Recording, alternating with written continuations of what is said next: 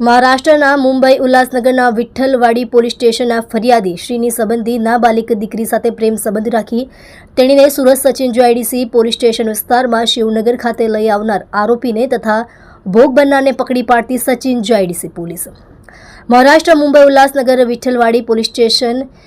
ગુનો register number 772/2024 BNS 2023ની કલમ 137(2) મુજબનો ગુનો તારીખ 18/9/2024ના રોજ દાખલ થયેલ છે. આ કામની હકીકત એવી રીતની છે કે આ કામના ફરિયાદીશ્રીના સંબંધી નાબાલિગ દીકરીને સારા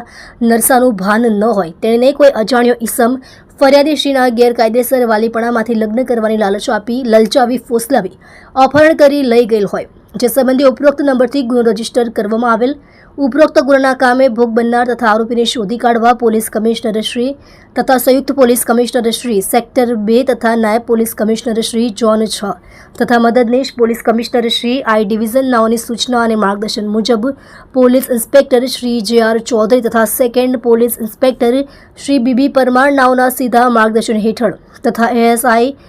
મોહમ્મદ ઇરશાદ ગુલામ સાદિક નાઓના નેતૃત્વ હેઠળ અત્રેના પોલીસ સ્ટેશન